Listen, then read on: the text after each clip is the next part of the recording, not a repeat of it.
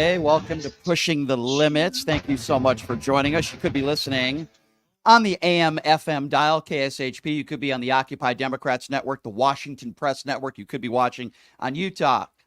Did I say Utah? YouTube. Well, you could be listening in Utah. That's possible on YouTube or Twitch, TikTok, you name it. We're everywhere. And I appreciate you guys making us a part of your day. We certainly have a lot to get to. Hush money trial.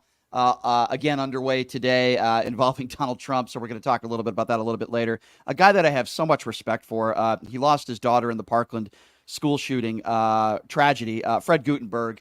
But we're not going to be talking about gun control with him today. We're going to be talking a little bit about Ilhan Omar and the statements that she made the other day and these protests going on, pro-Palestinian protest or anti-Jewish protest. Well, we'll talk to Fred about that a little bit later in the show. But here's a guy in studio. We mixed up our days last week, but that's okay. I'm glad to have him here. He's the former mayor of North Las Vegas, did a great job as mayor. And now he's trying to unseat Democrat Congressman Stephen Horsford. His story is very interesting because he used to be a Democrat. He has switched parties. He's now a Republican. And he is supporting Donald Trump for president. I really do appreciate the former mayor, John Lee, joining us in studio. John, thank you so much for being here. Good to see you. How are you? My pleasure. Doing good. Happy to be here once again with you. Appreciate it. Appreciate you being here. And I'll say this. Some of your opponents have refused to come in studio and have a Republican opponent. Stephen Horsford has been here before. So I don't know why, but I appreciate you being here. Let me ask you this. It's kind of a loaded question, but for people that are unfamiliar with you, that are listening maybe in other cities, other states, why did you choose to switch from the Democrat Party to the Republican Party, now running for Congress? That's a good question. So I think in a lot of states you realize you have big cities versus rural counties, and there's just disparity between who gets the power up in the legislature. So in Las Vegas, we went up, we're not national Democrats. We're like Southern Nevadans. Mm-hmm. All the money in the state actually gets generated here. It goes up to the state capitol. And up there, then the Republican Party would grab all that money and make sure all the rurals got a bunch of it, and that the Reno got a bunch of it. If they were going to build a building at UNR, they'd build two for them and one for us. So we went up as a block to go up to fight to bring our tax dollars back down here. When I was in the legislature, I bet there wasn't two bills that have anything to do with politics. It was always regional politics. And so I go along, I'm a state senator, I'm doing fine. I was a state assemblyman, I'm chairman of a committee. And then my little town of North Las Vegas is going under. It's going to lose its, going to receivership pretty much. And so I decided to run for mayor of North Las Vegas. That is a non-political party. You're just the mayor, you have city councilmen, anybody can run. And then halfway through the term, I go, things are going wrong. I just don't like the way the country is going. What I'm trying to do for my residents, North Las Vegas, and get us to diversify our economy and get us out of being gaming, tourism, and hospitality. A lot of things started to circle around me, and I just didn't like the future the way I saw it going. There's a lot of people. I don't think you're the only person that feels that way. But I think, at least from my perspective, I look at the Republican Party today, not from a local standpoint, from a national standpoint. And the leader of the party is Donald Trump. And you've publicly said that you will support him over Joe Biden. Let me ask you this question. If he's a convicted felon, would you still vote for him? Forget about Joe Biden. I'm not even asking. I know you're not going to vote for Joe Biden. But if he's a convicted felon, John, will you still support him for president? That's a good question. That's a hard question. It really, really is. I'm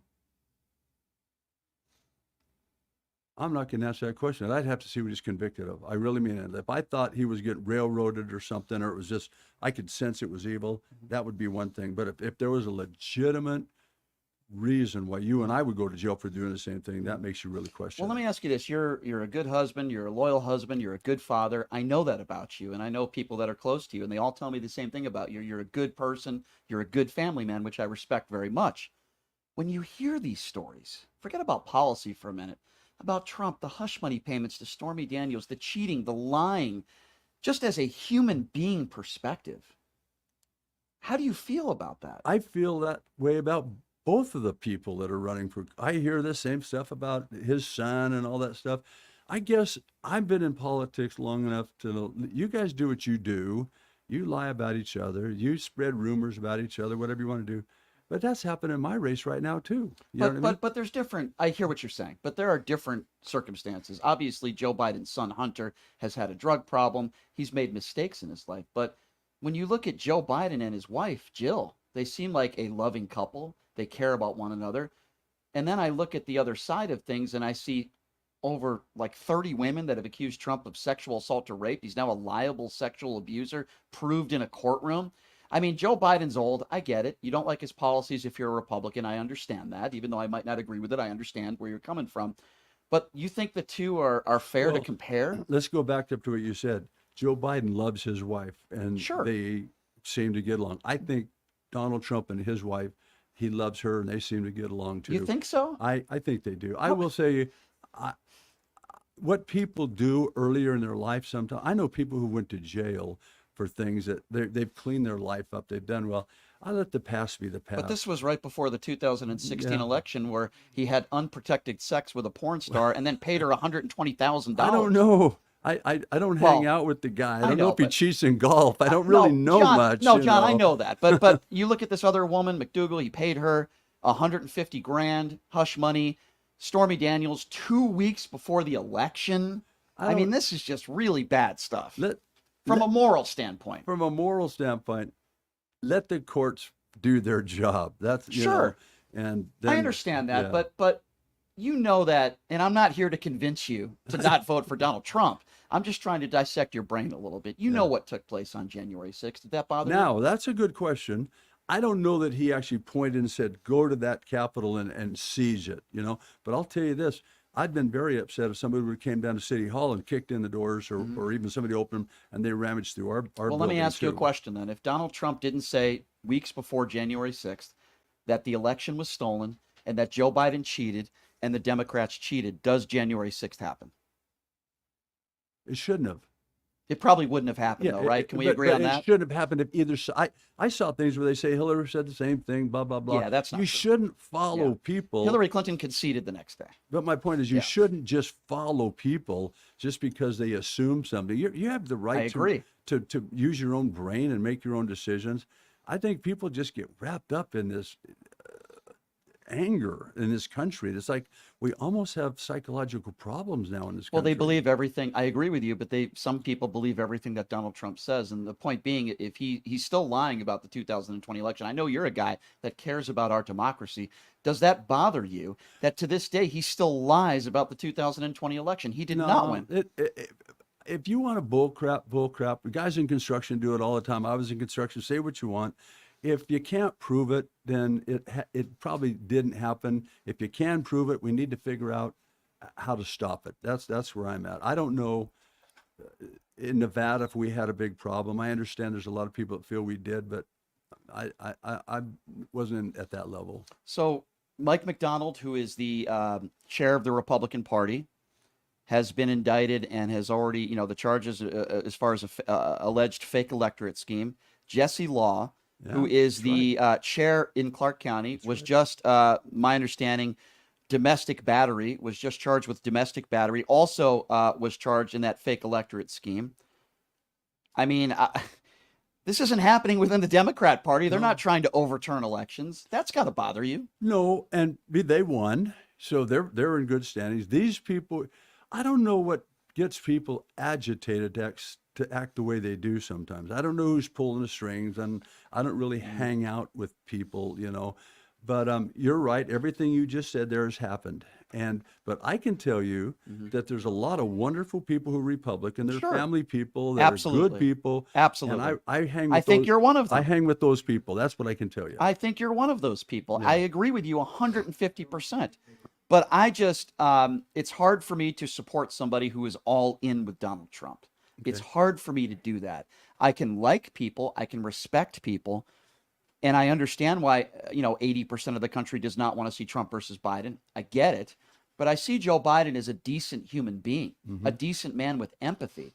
When I think of Donald Trump, I see a guy who is out for himself, who the lies, the cheating, the alleged criminalities. So when you see Joe Biden, you see what you see.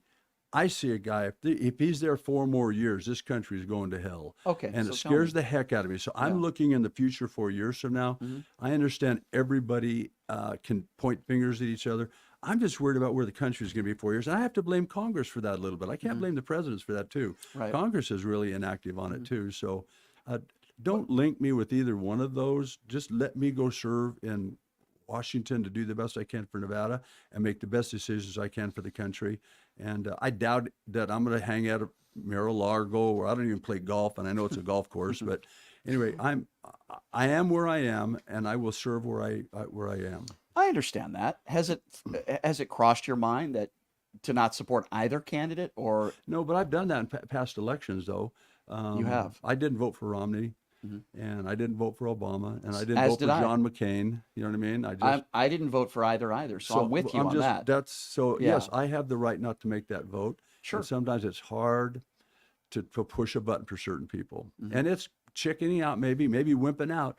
But man, you got to sleep with yourself too, you know. And so, I'll make those decisions when that time comes. Is it fair to say that if Donald Trump is a convicted felon in this hush money case, that you might reconsider supporting Donald Trump in November? Is that fair to say maybe it could change your mind? Because a lot of Republicans today, at least I saw a CNN poll, 30% of Republicans say if he is a convicted felon, it could change their mind. Is that something that you're open to? Or? It probably wouldn't change my mind. Let me tell you why. I'm going to fix Nevada. I was a plumbing contractor. And if I could give 3 guys a shovel and they go and say, dig this trench 400 feet, we're going to put a pipe in it.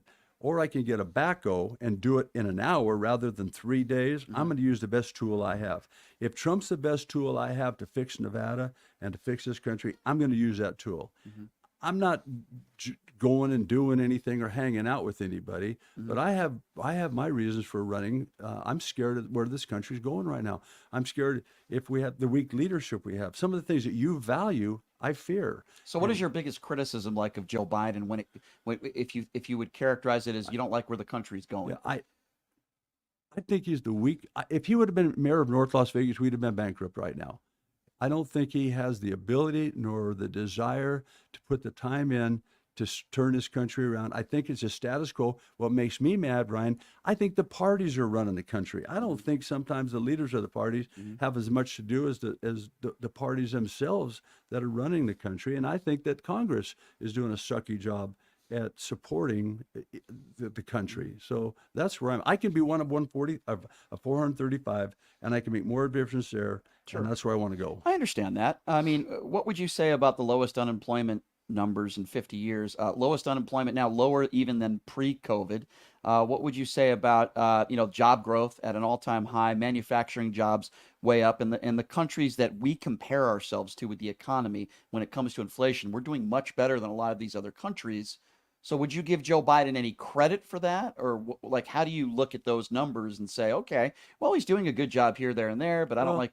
That's a good question. So when I'm mayor of North Las Vegas and I tell you crime's going down, I can sit there and go, look what I did. I never went out and arrested anybody. We just put a good police chief in the place. Understood. We run the country. We run our divisions, the departments, based upon the quality people we hire.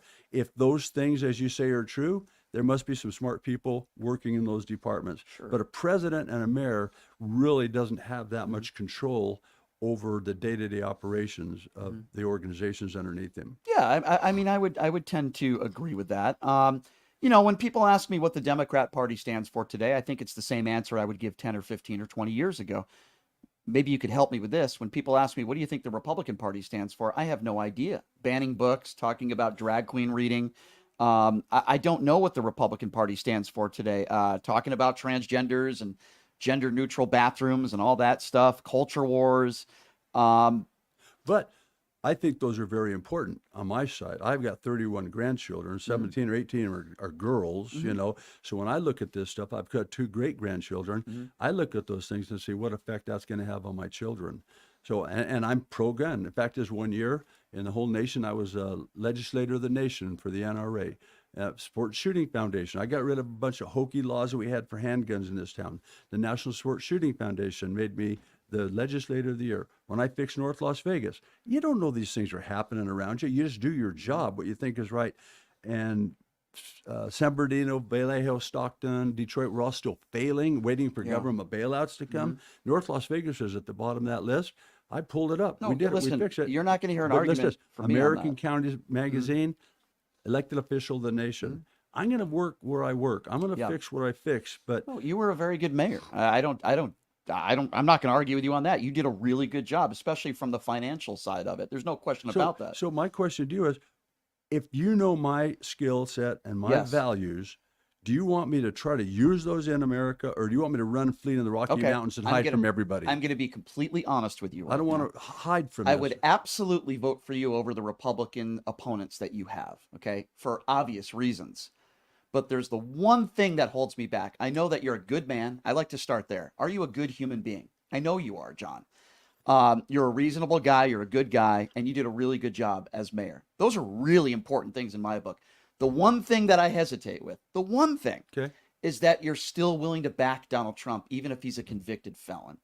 And from a moral, Can a convicted felon even run for president? yes, Oh, he I can. wasn't even aware of that. Yes, he can. Oh. And you know who Donald Trump is as a human being. I know you don't like Joe Biden's policies. That's fine, and that's the one thing that holds me back. Okay. But I wanna play some audio for you All right. because I respect you for being here. And like I said, you were a really good mayor of North Vegas. Your opponent, David Flippo, wants to debate you. He goes on social media all the time and he says he wants to debate you. And I've asked him to come on this show multiple times. By the way, the invitation is still open. I respect his service to this country, but he's been going after you on social media. I know that's not your thing. You don't do that stuff. You stay away. And I respect that. The opposite of me, by the way. I get into Twitter wars with people every day, by the way. But I want to play you a little bit of audio from his commercial Okay. because I have a serious problem with it. And it's my criticism of so many Republicans today. Let's hear a very small part of his commercial. Meet Steve Horsford, a career politician turned lobbyist turned career politician again. Horsford votes over 90% of the time with the Socialist Squad and had an affair with a congressional intern. Okay. So, where do I start there? Stephen Horsford sat in that chair, and that's correct. He had an affair. He's owned it. He's apologized for it. I don't condone it, but he owned it, and it's a personal issue with his family. I know you haven't brought that up. David Flippo has brought that up in his commercial. You won't find a more staunch Donald Trump supporter than David Flippo. Donald Trump has cheated on every single wife he's ever had. Donald Trump with the hush money payments and a liable sexual abuser. That was proven in a court of law. In my personal opinion, you couldn't be a bigger hypocrite when you're going to put that negative connotation on Stephen Horsford for having an affair, which he did, which I don't condone, and then be a staunch Donald Trump supporter who's never been loyal to one woman his entire life. I find it the epitome of hypocrisy. What do you say to that? I'd have to say you're 100% right. I'd like to know what Flippo's ever done in his whole life, actually. You know, he came here from Alaska about 6 years ago, got a driver's license 2 years later. He puts his name in for run state assembly, comes in third. I mean, just a nobody, you know. And then now he's running for Congress. What has he done in the community? All he does, he's got a goofy bunch of people around him, and their goal is, let's see if I can tear up enough people and discredit them, and then I'm the last man standing and I win because I have no pedigree. I have nothing. I've given nothing to this community. I've participated anywhere, and I'm just a little more than a carpetbagger. Would you agree to debate him on this show if he You know agreed what? to do that? Oh, I just dropped something here. That's okay. No problem. Just let you know. So we were invited to go out to Mesquite. There was a person that was going to come do the debate. I'm fine. I go out there. I'm happy, you know. Guess who doesn't come? Him. You know why he doesn't come? He says, I think Lee was given the questions. I don't care what the questions are. Answer the questions. If I got them in advance or I didn't get them in advance, I never got them in advance. That was his way of wimping out because he wasn't prepared, and there's nobody could sit there and tell him what to say. You ever see people who smoke a cigar and they blow out the smoke and you go, whoa, man, that's a lot of smoke. Yeah. And then when you're a little kid, you put your finger through the smoke and you try to touch something. There's nothing there.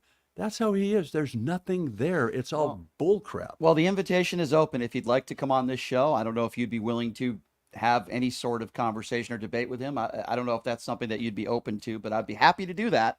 I don't know if you'd be willing to do that. I don't know what your thoughts are on that, but I'd be happy to do it for you guys if you wanted to. Boring, but yes, I don't care. Okay. I have no value for But do you get anything. my point? I mean, it's Yeah. so absurd. By the way, I respect David Flippo's service to this country. I am not a Ron DeSantis guy. I don't like the man, but I respect his service Oh to yeah, this yeah. country. And when Donald Trump said, calls suckers and losers, and I don't respect John McCain because he was captured, I would never talk like that. But David Flippo did serve this country, and I respect that 100%. All I'm simply saying is, But wait, let me talk to you about that. sure, sure. My dad was in the military. We were a military family. We Mm-hmm. never talked about politics because we worked for the President of the United States. Yeah. I was born in England. We went to Roswell, New Mexico. We went to Mercury out here at test site. My dad took orders though. You know what I mean? He wasn't the Yeah. guy at the top. Right. So every time I see Flippo's signs, it's got him and a gun, him in a military outfit. That's fine. I mean, Yeah. it was a good life for him. Yeah. But I don't think he made very many decisions that when it came to really running the military of this country. And I'll tell you, number two is, if he gets elected, do you really think the generals from the Pentagon are going to run down to his office and ask him, what do you think we should do about this? No, There's no, no value probably there. not. Let's talk about that for a minute, because a lot of these Republicans that are running for office, not just Mr. Flippo, but a lot of sometimes even in their commercials, they're shooting guns and stuff. And you know what I think when I hear about that? And I know you're a pro-gun guy. And by the way, Whoa, wait, I am pro-gun, but guess what? I have a bumper sticker that says I break for butterflies. I don't shoot guns, but there are Right. more people in this You're not a country. gun nut. No, but there's more people in this country that shoot a gun yes, than play golf. I agree. I know you're not a gun nut. I wouldn't put Yeah. you in that category, but you know the types of people that I'm talking I about. do. You know what I say to them? I say, you love your guns, no problem. What are you going to do about all the gun violence in this country? Mm-hmm. What have you done to save lives? And I know you mentioned the NRA. I'm not a fan of the NRA because I think there are too many Republicans, the back pocket of the NRA. You don't hear Democrats doing commercials saying, I got my A+ rating from the NRA. But I was a Democrat when it happened. I understand you're unique. You're Yeah. you're different. But I'm in general terms, you hear a lot of Republicans in their commercials bragging about their A+ rating from the NRA. You don't hear too many Democrats doing that. In fact, they'll brag about an F- rating. So let me tell you what, that's that side. Let me tell you what the other side says. Sure. I asked a couple of my friends, and there's a lot of crime out there. People are really worried right Sure. now about having protection. I'm for them if they want it.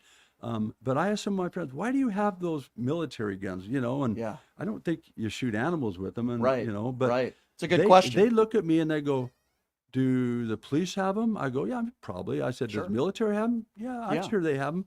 That's why I have them. They are Ridiculous. scared, but they are scared of something that could happen in this country. It's ridiculous. But to them, it's not. You know what I mean? I think So- they're ridiculous. Well- First of all, you don't need an AR-15 or some of these assault weapons to shoot deer. Number two, I'm all for law enforcement and our brave men and women in uniform using those weapons. But guess what? October 1, you know this better than anybody, how many people we lost here. Those weapons should not be sold to the general public, in my personal opinion. There was an assault weapons ban in the early 90s, fizzled out by Republicans. Gun violence went way down. It went back up. I understand that's just one issue. There's a lot of things we can do to maybe lower the gun violence in this country. I think mandatory training would be one good thing to make sure people know how to shoot a gun if they're going to buy a gun. I have a problem with an 18-year-old walking into a gun store with no training at all, buying a bunch of AR-15s and thousands of rounds of ammunition. I want people like you, responsible gun owners, to be able to protect themselves. 100%, I'm all in on that. What I don't want is making it easier for criminals to get their hands on guns. Governor DeSantis just put a bill in place. 8 years down the road, if you're a felon, you might be able to legally purchase a gun. I have a serious problem with that. I think the age should be 18 to 21. I think red flag laws need to be enforced. I'm not saying if you're a neighbor that doesn't like you, hey, John just threatened me, take his guns away. No, it's got to be a case-by-case basis. But I just feel like we're a country that is obsessed with our guns. 140 guns per 100 people in this country. There's a reason why we have more gun violence in this country than just about any other country in the world. And I don't buy the fact that more guns make us safer. I want responsible people like you to own guns. Because guess what? If I'm in a supermarket or something and there's an active shooter situation, I want to know that John is here and he's got a gun. Great. I'm all for that. But I just think there's a lot of things we can do to save lives. And I'm tired of so many people on the extreme right, like the Lauren Boeberts of the world, bragging about their guns, taking pictures with their kids, 3-year-olds holding AR-15s. It's inappropriate. It's wrong. And I think it's disrespectful to so many people out there that have lost their lives or know somebody that has lost their life through gun violence. Well said. I value your opinion. I just recognize what the other side says, but that's why we have the Congress. That's why they have the legislature for people like you to make that debate. Do you think that, are you comfortable with some of these assault weapons put on the market? Because you just described, what law enforcement has and what brave men and women in uniform have, which I'm all for. Do you think that an 18-year-old kid should be able to purchase these types of weapons? I don't. You don't? I don't. Honestly, I don't. If parents don't lock those guns up when they're 40 and they buy them, they should be responsible for. I mean, there's some responsibility that goes with having a gun in your home, And there are probably a lot of people on the far right that would probably very much disagree with you on that. Yeah. But I think most moderate Republicans would agree with you on that. I certainly think most Democrats would agree with you on that. Most of the country, they want something to be done here, but it never gets done. Nothing ever gets done. Joe Biden did put some legislation on the books, bipartisan, but obviously it's not enough, and I wouldn't blame Joe Biden for that. I just like to hear solutions. Even if I disagree with your solutions, I don't hear enough from the other side. Does that make sense? Like, I don't hear enough. All I hear is arm our kindergarten teachers, lock our doors, more guns make us safer. And I just think it's absurd. And I'm not saying you're saying that. No. But like, I hear that from the far right. I mean, Ted Cruz, after the Uvalde shooting, the back door should have been locked. The 18-year-old kid just shot his grandmother in the face. You think a locked door would have stopped him, deterred him? I mean, it's absurd, isn't it? I get exactly what you're saying. It's an issue, and luckily enough, I'm not involved much with that issue. I every time I go to the gas station, it doesn't seem like anybody wants to rob me, but one day they might, Right. So I think you had to have the option for that CCW if Sure, you want sure. it, Sure. Do I think that things could happen in this country quickly? I don't know. Maybe they could, and I'd have to be prepared for that. Yeah, Sure. you need food, water, ammunition. I don't know what Right. you think you'd need. Right. But at this point in time, 18-year-olds should not have a gun. You think it should be An 21? AR-15 or something like that. You think the age should be 18 Yeah, to but 21? what happens is these young men go in the military Yeah. and they get the exemption, which is fine. But they're trained how to use no, those no, weapons, I get right? that, yeah. Would you be okay with some But level? then again, when are you going to get down to the bayonet? When are you going to get down to the machete? When are you going to get down to the knife?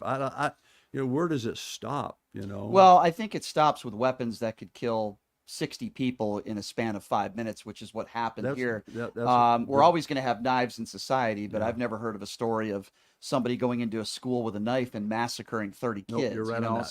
So there's, bad people are always going to get their hands on something. I agree with that, but I don't like to compare knives with AR-15s or any type of assault weapon. I just think Republicans and Democrats need to come together, right, and put some more things on the books. It's not going to stop all the gun violence in this country. There's no question about that. I'll tell you what I want to do, and if you're just joining us, former North Las Vegas Mayor John Lee did a great job in North Vegas. He's running as a Republican. He's trying to unseat Congressman Stephen Horsford. We'll talk a little bit about that when we come back. I want to talk to him about all these, the Israel-Palestinian conflict. I want to get your thoughts on that. I want to get your thoughts on these universities across the country and what you make of this. It was happening at UNLV as well in Nevada, Reno. So I want to get, John, your take on that as well. And I will also open up the phone lines. If you have a question for former Mayor John Lee, who's running for Congress, give us a call, 702-221-7283. Again, that number, 702-221-7283, attempting to take the seat away from Democrat Congressman Stephen Horsford. So we will take your phone calls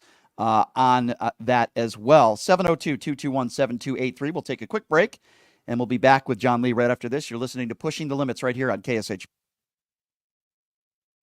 Who would have thought there'd be so many kids playing ice hockey in the desert? Jake Helps Hockey Foundation and the Las Vegas Ice Warriors, founded by Gina Yousafzai 8 years ago, made it possible for families who can't afford the equipment and food. Donate today at www.hockeyforkids.org and help us continue making a difference. Join us in supporting Jake Helps Hockey Foundation and the Las Vegas Ice Warriors, where every kid gets a shot at the starting line. Just a reminder, our website is www.hockeyforkids.org. Voters want safe gun reform, ban military assault weapons, including AR-15s, have universal background checks, and red flag laws. I am Eva Chase, a candidate for Nevada State Assembly District 16, U.S. Air Force veteran, college graduate, progressive independent candidate, fully transitioned transgender woman, former lieutenant governor candidate for Nevada in 2022, where I received 7,212 votes in the Democratic primary. Follow me on Facebook, X, Instagram, TikTok. Donate to my campaign bot fund account and stay progressive. Residents of Las Vegas, Ward 5, are you ready for a brighter future? I would like to introduce myself, Dr. Erica Smith, your people's choice for City Council, with a vision for progress and the fortitude to make it happen. I am committed to moving us forward. I am not just a candidate, I am a fighter for you. With myself on the City Council, you can expect a real change and a community that thrives. Vote for Dr. Erica Smith because together we're building a better tomorrow. To learn more about me and my campaign, go to www.ericaforlasvegas.com, paid for by the Vote Dr. Smith Committee.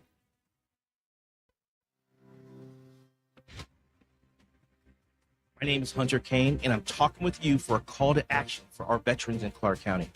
Who is Hunter Kane? Well, I'm a decorated combat veteran, veteran community leader, and candidate for Clark County Commission. You know, no veteran has served on the commission in nearly 30 years, which is why our veteran homelessness, unemployment, and suicide rates are out of control. So here's the call to action. June 11th, vote veteran, vote Kane for Clark County. Let's rally behind someone who's been in the trenches, who knows the sacrifices, and who's committed to making a real difference. Join the campaign by searching Elect Hunter Kane on social media or go to www.electhunterkane.com. Did you know that 99% of air conditioning issues start with airflow issues? Well, guess what? Pioneer Air has your back. They've been operating for 20 years in the industry within the Las Vegas area, large enough to handle all your air conditioning and heating needs, but small enough to know your first name. Pioneer Air focuses on preventative care, much like wellness checks for humans. They believe in wellness checks for air conditioning and heating systems to extend the life of the system you own. So what are you waiting for? Schedule your wellness check with Pioneer Air today. The number to call is 702-831-4840. Here's the best news. Mention this ad and you'll receive 10% off. Call Pioneer Air today. 702-831-4840. That number again, 702-831-4840.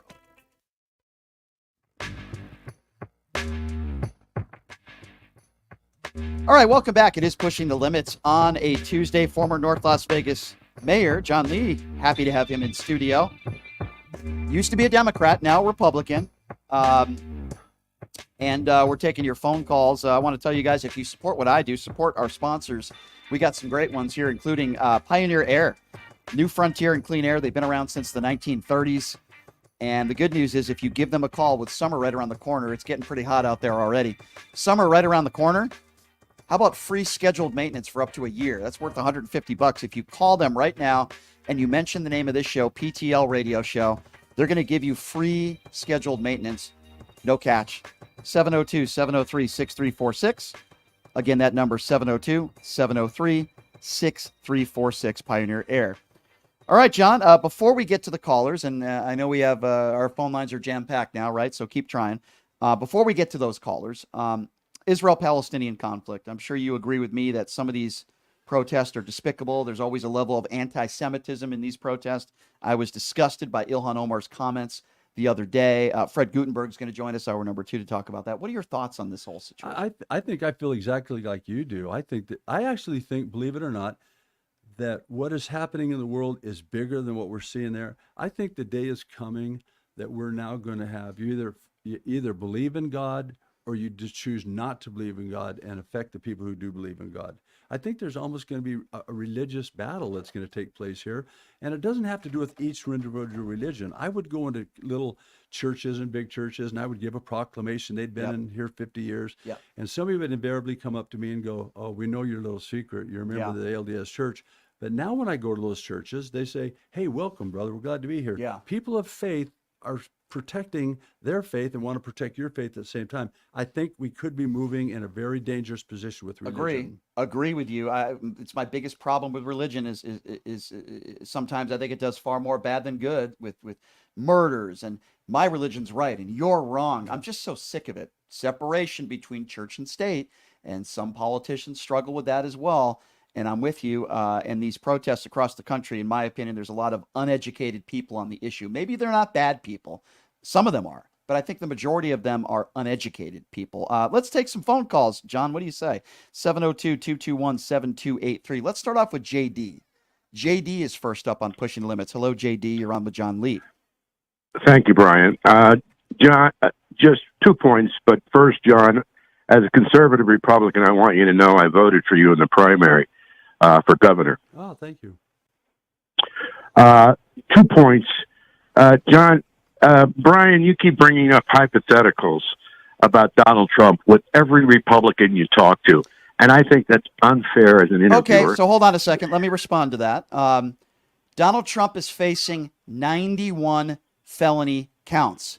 You can call it a hypothetical, but I can guarantee you Donald Trump is going to be a convicted felon. So it's a very important question. And by the way, that same question, as you would call it a hypothetical, was asked on a Republican stage by Bret Baier during one of the Republican debates. He said, if Donald Trump is a convicted felon, will you still support him? And if you recall, most of them raised their hands. So if I'm doing something wrong, those on Fox News, those on CNN are doing the same thing. It's a very logical and important question. Will you support a convicted felon? I'm sorry if you don't like that question, but the reality of the situation is Donald Trump is facing 91 felony counts, and he's on trial right now. This is one of my people. I want to hear what he has to say. All right, go ahead, Bret Baier is a politician also. The second No, he's thing not. you He's said an anchor. almost, He's not a politician. I He's an anchor. know who he is. I know who he is. Well, he's not a politician. The second thing you said almost under your breath, I don't know if John heard it, and you repeated constantly that Trump called our military suckers and... according to three generals that worked underneath him, and I'll take their word over Donald Trump. They all refuted it. That's not true. That's not true. Any politician who would call our military suckers and losers wouldn't have a chance. That's out of the realm of elected. possibility. Even a dumbbell would not say that. Okay, so let's go with that. By the way, three generals on the record said that he did say that, but fine. And they retracted. Okay, they never so said let me ask that. you a question then. Is it out of the realm of possibility to believe that Donald Trump did say that when Donald Trump did say in regards to John McCain, I don't respect him because he was captured? He said that on audio. Are you going to defend that as well? That argument started 20 years earlier when McCain was criticizing so you're Trump defending when he that. wasn't even in politics. So you're defending that statement. You don't respect him because he was captured. I'm a military. Okay. I'm a military guy. Good. I'm not defending that. I'm 100% for the military. Okay, so you don't believe. Okay, I got you. So you don't believe the generals because you claim they all retracted because it. They never said that. Okay, according to you, they never said it. They were misquoted. They never said that he said that. Okay, so you don't believe Donald Trump said that, but yet Donald Trump on video and audio said, I don't respect a POW because he was captured.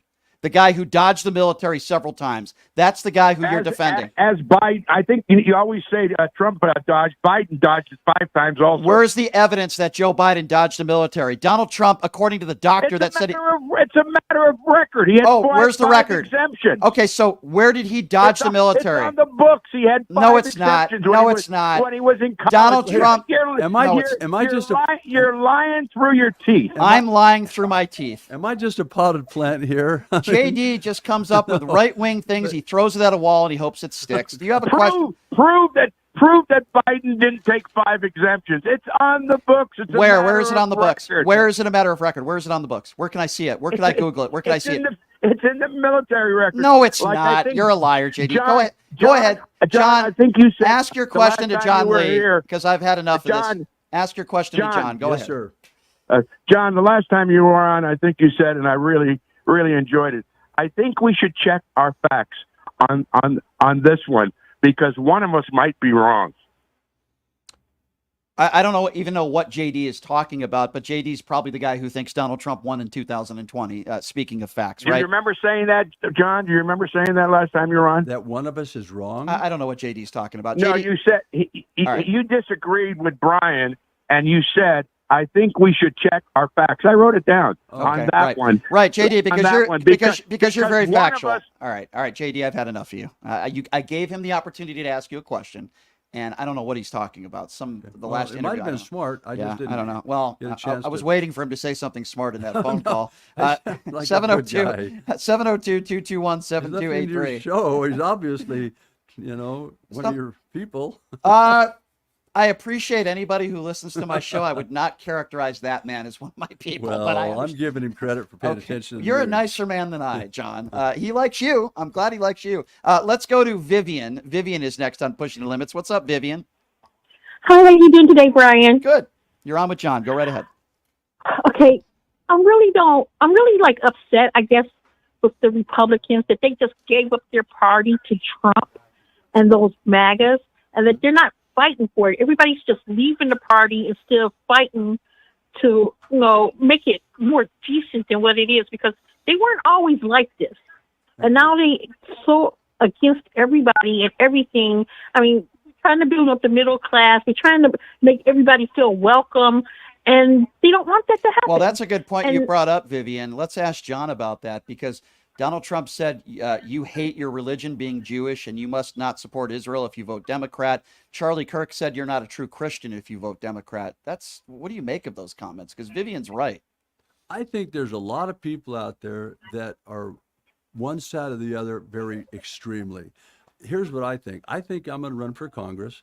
I'm going to win this congressional election. Every time the city of North Las Vegas or any community in this area needs to talk to Washington, they have to talk to the Republican side because they're in charge. So we have to call Mark Amity up in Reno. I think we need to have people that come from your district that are going to work for you. I think you have VA issue, your Social Security issue stuff. I know you guys are throwing me into the big leagues here, but there's so much that happens down in the city of North Las Vegas and all the rurals that I represent. They need support in Washington. Sure. And I think that they want me to be there to support them and help them. And along the way, I'll take my values to Washington, and I'll work with whoever I can to make sure I can make that Nevada exporting money out of here, starts importing money back. There's a lot of great things in this country that congressmen can do, and it's not just sit down and watch two people fight over, president. Yep, Vivian. That's what I don't understand. I'm like, because Trump has this Project 25. He's on Time. He just did an interview for Time magazine, and all this stuff he's saying is like nothing that's going to help everyone in the country. Let me go a step further. This is good for you, and I'm not talking down to you. I'm just telling you this is how the system works. And and the presidents have to. That's what they do. They do at that level, okay?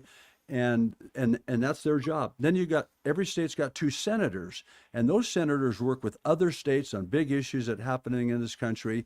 And then you have Congress people. There's 435 of them. They all have 760,000 people in their district. Those people are your voice in Washington.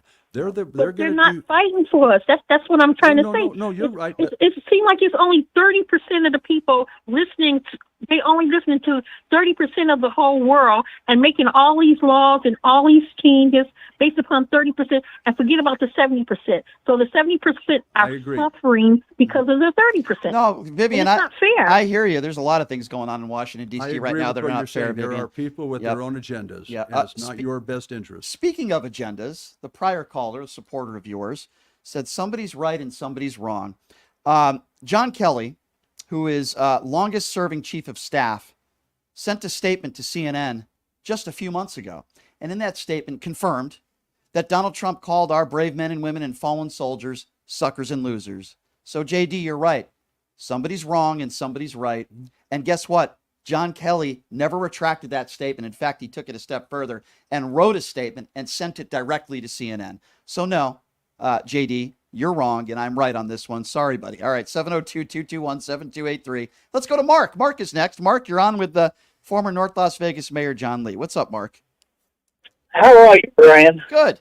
Good afternoon, Mayor. I don't know much about Nevada. The only time I ever visited was to go gamble. I live in Pennsylvania. But JD, yeah, that other caller, yeah, that you were wrong, Brian. That was not a podcast voice of Trump saying losers and suckers.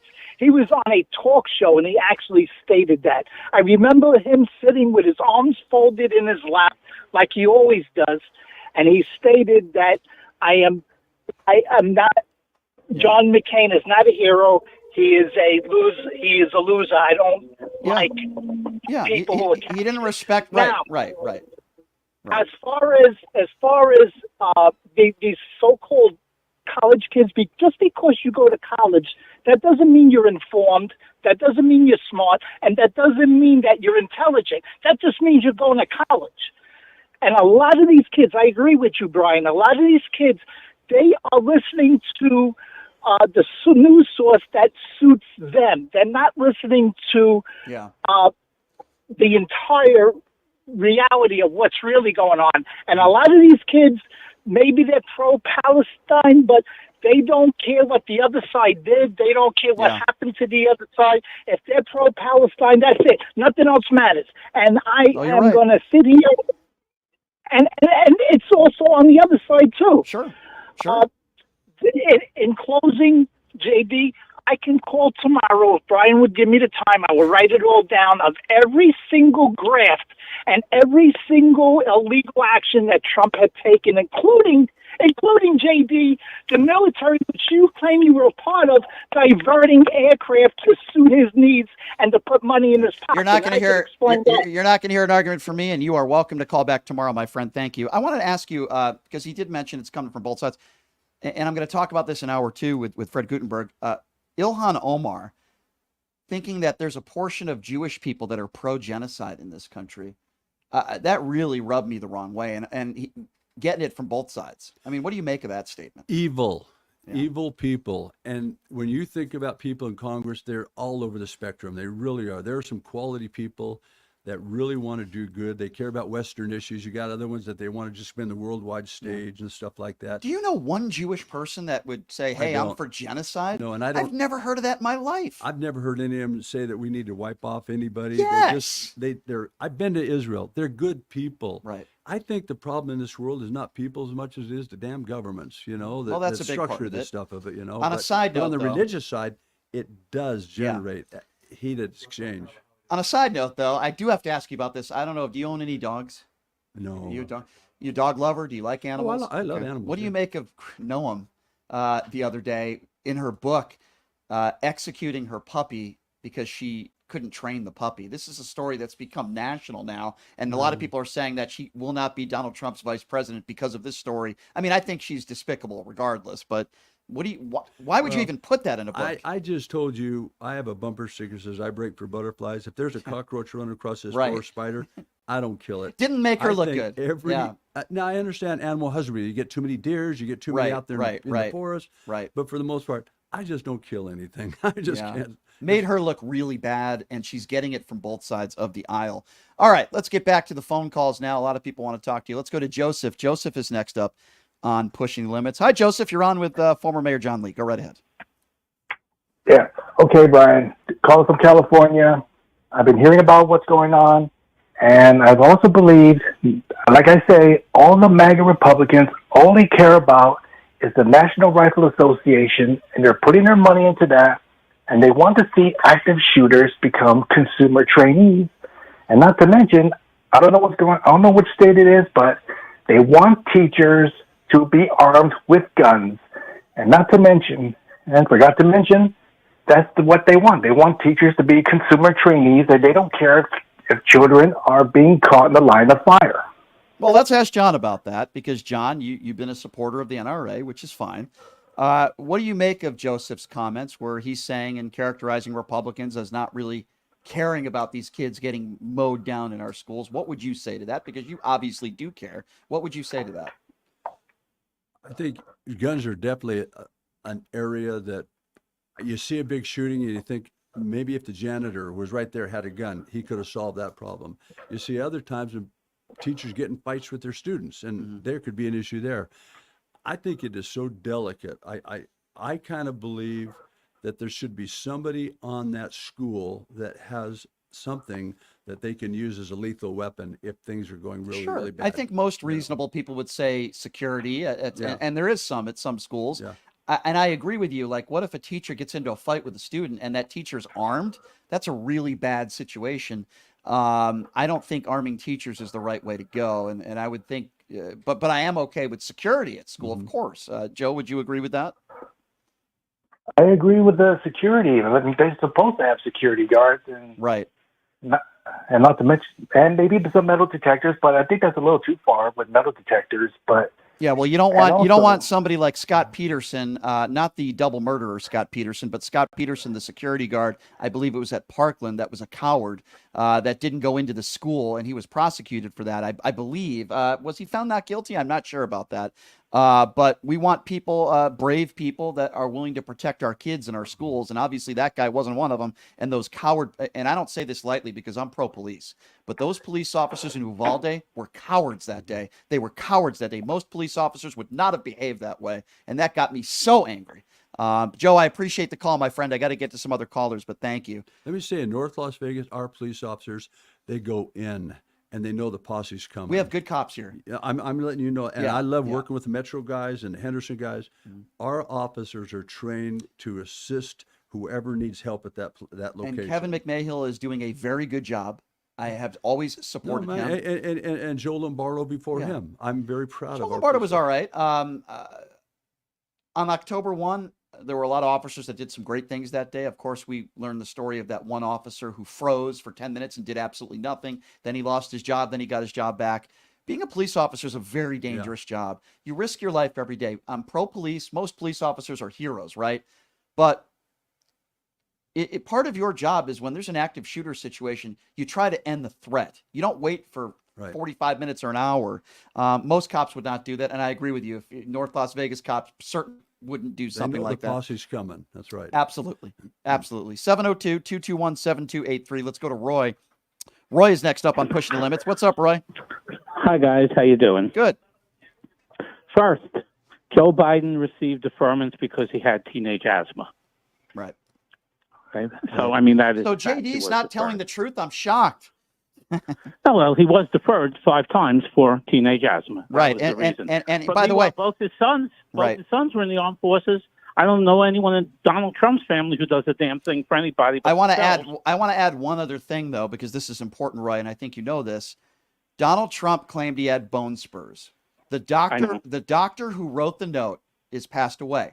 His family members, including his kids, have done multiple interviews and have said that that was all made up nonsense and the doctor was doing a favor to Mr. Trump. I think that's kind of important. Yes, Joe Biden does have asthma, teenage asthma he had. I think those are 2 completely different circumstances. Yes, so we know that. Now, let's get to the next point. Our 2-party system has evolved into a complete failure. Failure. Mm-hmm. I know there are a handful of people, John, you sound like a decent guy for the most part. He is. Who try and do the right thing. But far, far too often, it's about you represent your party. These Republicans and Democrats forget that they're supposed to represent people, their constituents. I'm sick and tired of hearing vote the party line, vote the party line. The best thing that could happen to this country was to do away with political parties. Let every individual run on an individual. Why can't you be socially liberal and economically conservative or vice versa? I don't know if I can It doesn't have to be all or one. I don't know if I can get John to do this. John, if you tell me right now you're not supporting Trump, I'm going to endorse you over Stephen Horsford. Is there any chance I can get you not to vote for Donald Trump? But he does bring up a good point. The reason there are parties is because whatever party becomes the leader of the organization, whether it's the city or the United States, they get the chairmanships. They get, because they were voted by more people than the other party, therefore they can control the bills that are coming through the committees. Well, let people vote for who wants to be in charge of each committee. This is a major problem, and you know as well as I've said this before on your show, Brian, it's like a baseball manager. They get too much credit when a team does well and too much blame when a team doesn't do well. I never blamed George W. Bush for gas prices. I never blamed George W. Bush, you know. I didn't blame circumstance. I didn't blame Donald Trump for COVID. I've certainly I blamed him for his response to it. 15 cases down to 0, going to be gone by Easter, you know, blah, blah, blah, blah, blah. Yeah. At the same time, I'm happy to give Donald Trump credit for Operation Warp Speed, but at the same time, you have so many Republicans out there that say the vaccines are poison. So I don't know. I mean, again, every single thing has become political. Everything, and that's why we need to get rid of political parties and get rid of this stupid electoral college, which is nonsense. John, what do you think about the Can I ask Roy? Hang on one second. What do you make of the electoral college? Because that's a good question. I like it. You do. Tell me why. Let me tell you why I like it. Because every state gets a percentage of people that can vote in the electoral college. You have more people that live in California. Our state would be like a county or less in California. Because we're a state, we get the same opportunities to have 2 senators like everybody else. We can elect who we want like everybody else.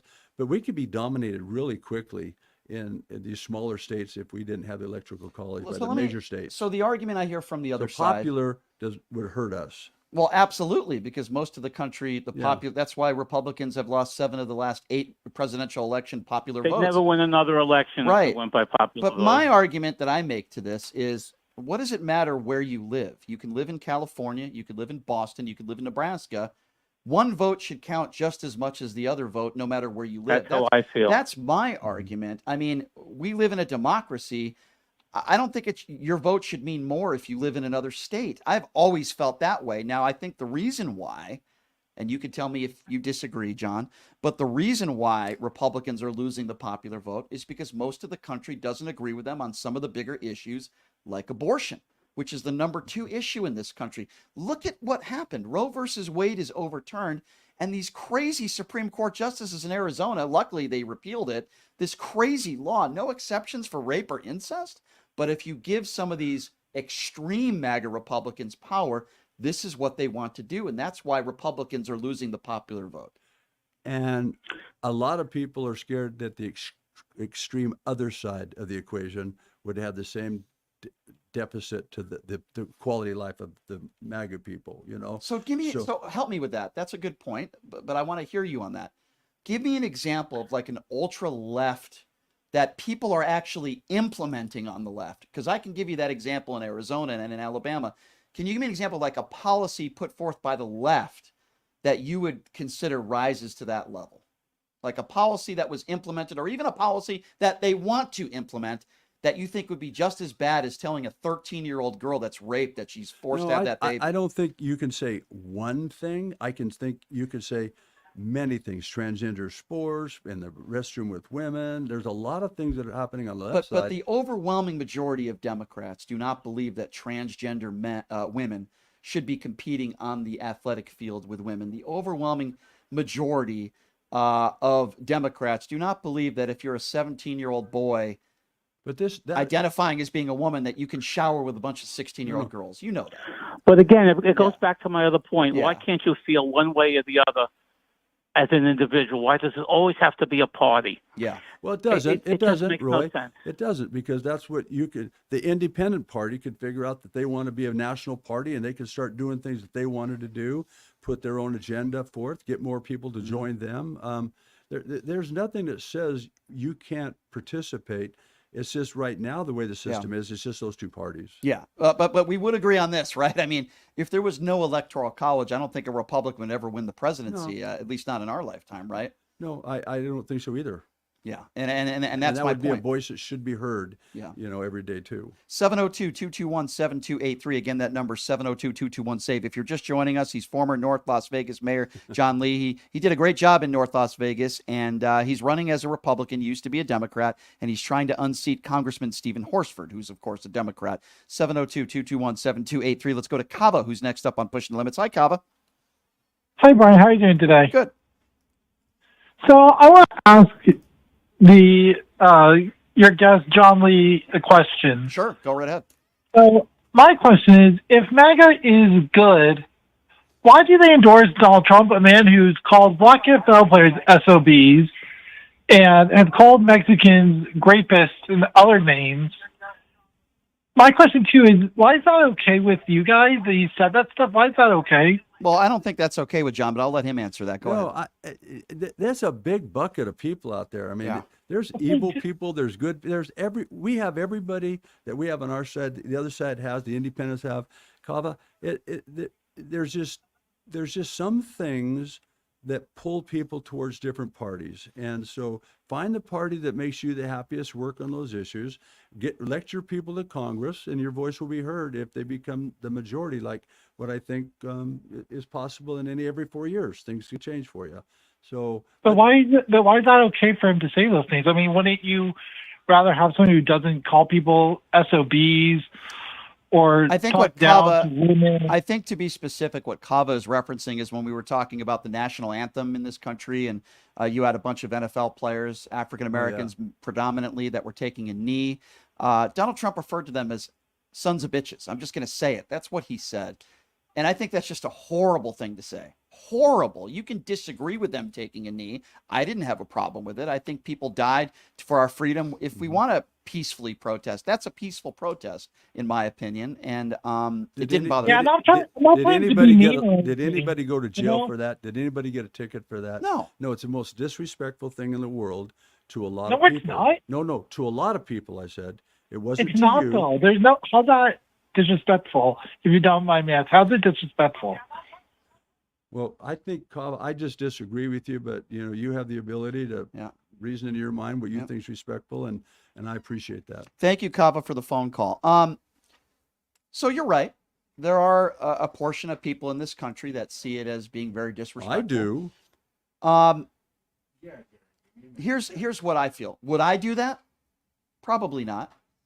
If I have a lot of, if I'm on a team and I have a lot of black people on my team and they're saying, here's why we're doing it, we want equality, I look at the reason why they're doing it. Are they doing it because they hate the country? No.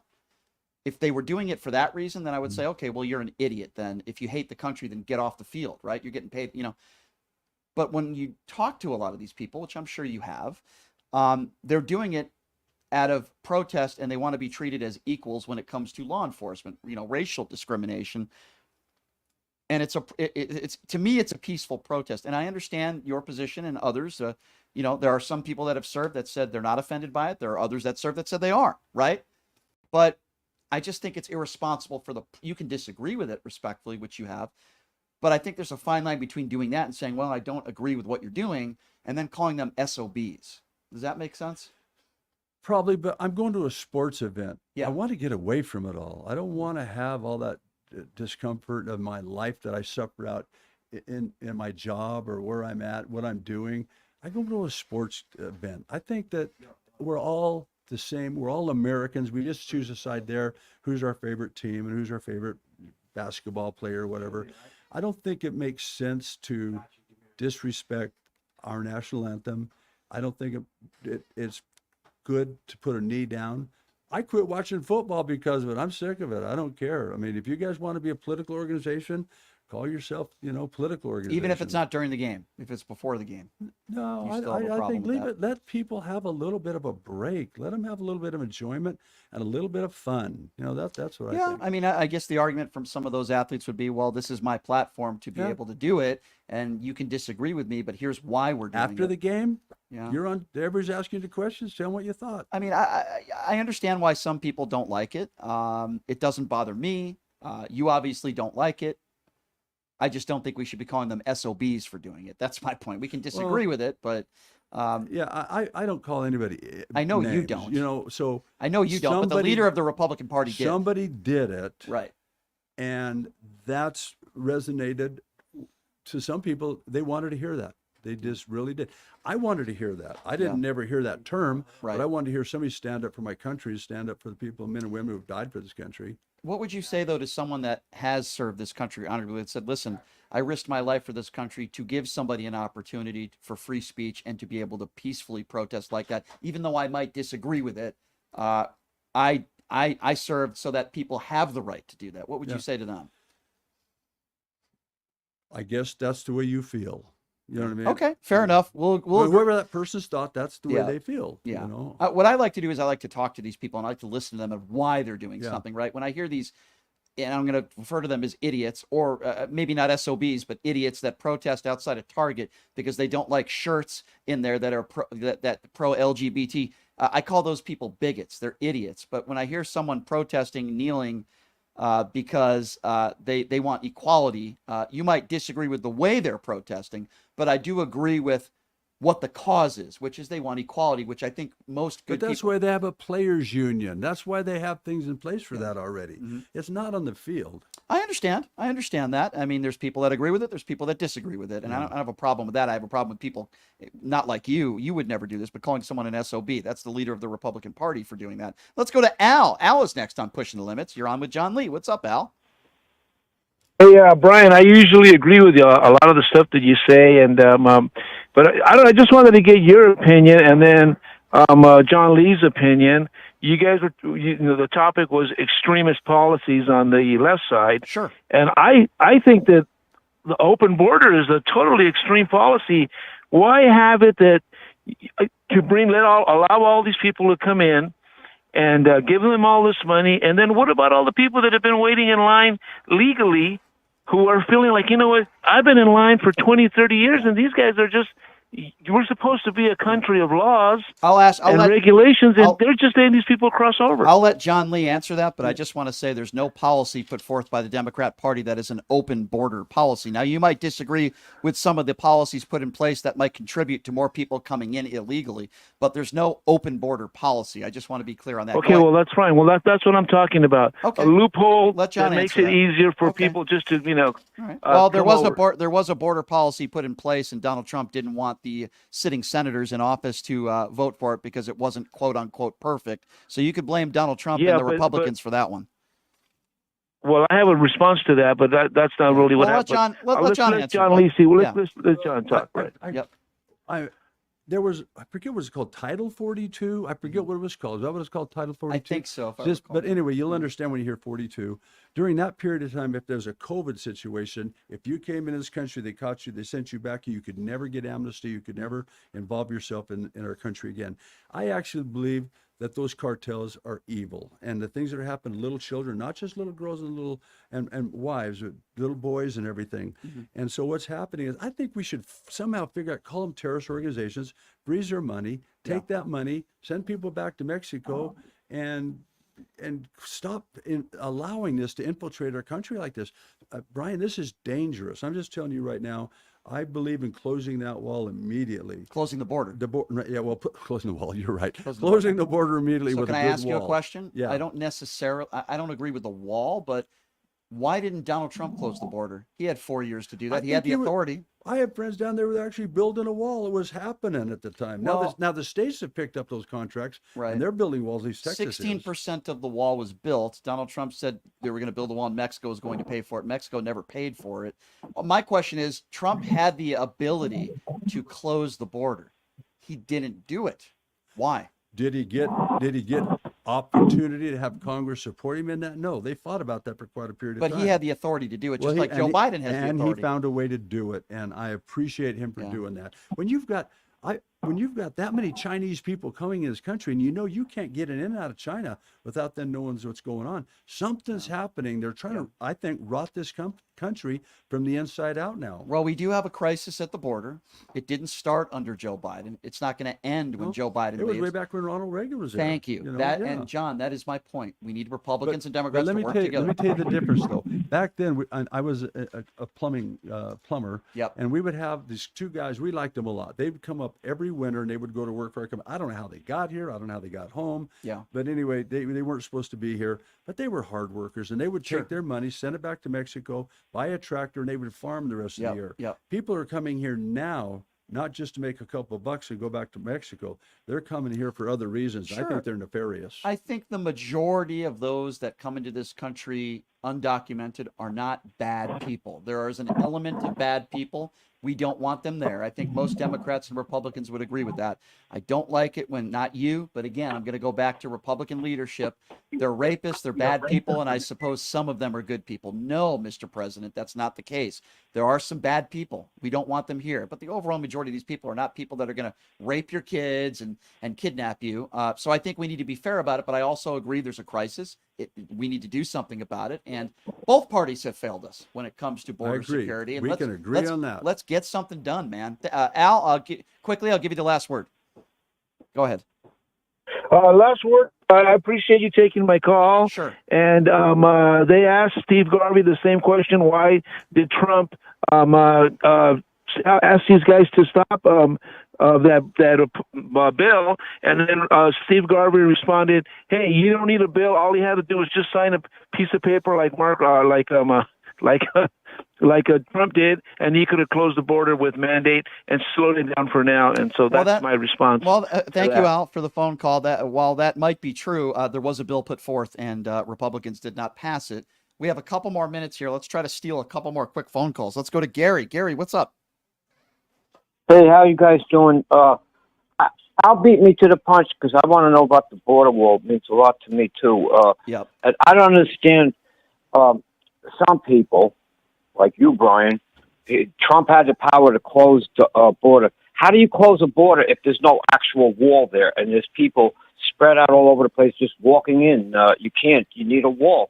And I want to ask John Lee, disagree. who I like John Lee. I'm sorry he didn't become the governor. He would have did it at least fixed up our motor vehicle department. I would have. I promise you that I would have done that.